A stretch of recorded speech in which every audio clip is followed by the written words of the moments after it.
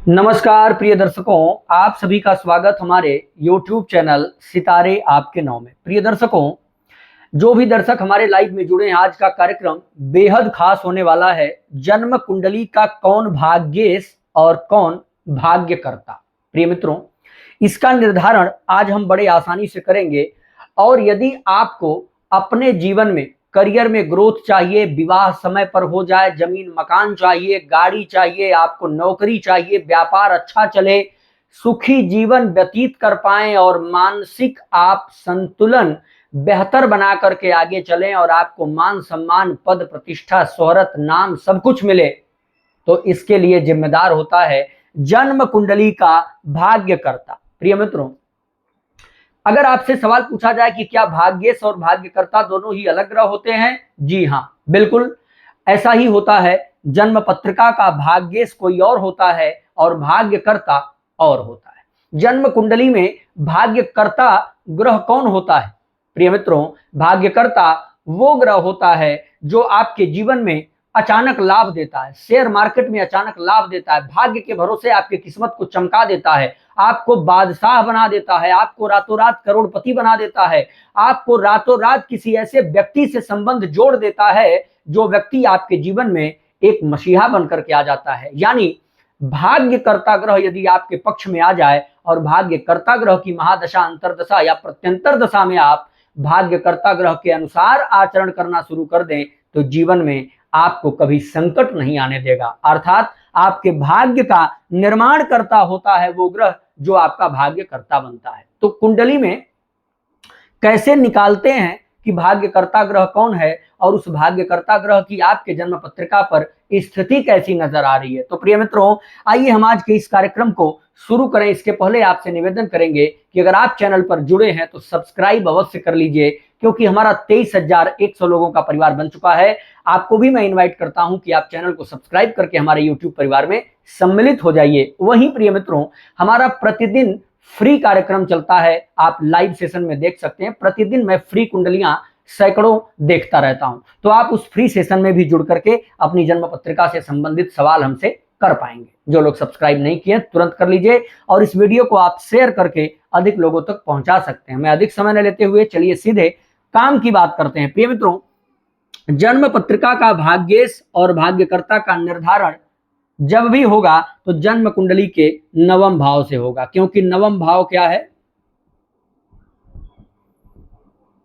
नवम भाव क्या कहते हैं इसको? भाग्य भाव। यह होता है जन्म कुंडली का भाग्य भाव। तो प्रिय मित्रों, जैसा कि आपको पता है पहले से, अगर आप थोड़ा बहुत भी ज्योतिष जानते हैं तो आपको यह बताने की आवश्यकता नहीं होगी कि भाग्येश किसे कहते हैं। भाग्येश तो आप जानते हैं कि नवम भाव में जो राशि आ रही है, यहां 3 लिखा है, 5 हो सकता है, 6, 7, 8, 9, 12 तक कुछ भी हो सकता है। तो अगर यहां 3 है तो आपका जो भाग्येश ग्रह होगा वो कौन होगा? बुध होगा। भाग्येश ग्रह तो बुध आ गया, लेकिन अब भाग्यकर्ता कौन बनेगा?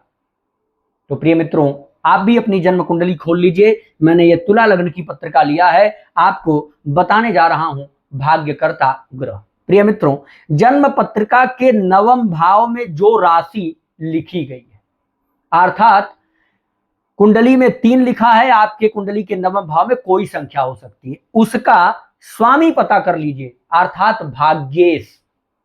जन्म पत्रिका में भाग्येश जिस राशि में बैठा होगा उस राशि का स्वामी भाग्यकर्ता कहलाता है। सिंपल फार्मूला है, नवम भाव का स्वामी बुध हुआ। मान लीजिए बुध जाकर के कुंडली के चतुर्थ भाव यानी मकर राशि में बैठा हो। नवम का स्वामी जिस राशि में बैठा होगा उस राशि का मालिक भाग्यकर्ता बनता है। अर्थात नवमेश कहां आया है? मकर राशि में। तो मकर राशि के स्वामी कौन है? शनि। अर्थात इस कुंडली के अनुसार शनिदेव भाग्यकर्ता बनेंगे। दूसरे एग्जाम्पल से समझिए, मैं पूरा चक्र नहीं बदलूंगा, केवल यही संख्या बदल रहा हूं, कंफ्यूजन में मत आइएगा। मान लीजिए यहां पर 6 भी बुध का ही हो जाएगा, चलिए मैं लेता हूं यहां पर 8 नंबर। मान लीजिए 8 नंबर यहां लिखा है, तो 8 नंबर का स्वामी कौन होगा? मंगल। अगर वही मंगल मान लीजिए लग्न में बैठा है तो भाग्यकर्ता कौन ग्रह हो जाएगा? 7 नंबर का स्वामी शुक्र।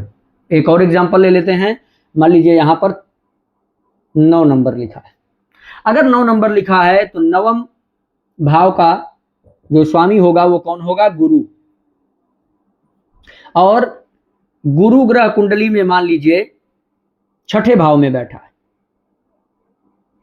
मान लीजिए स्वराशि का ही बैठ गया, तो नवम का स्वामी अपने ही घर में बैठा, इसलिए ये भाग्येश और भाग्यकर्ता दोनों ही हो जाएगा।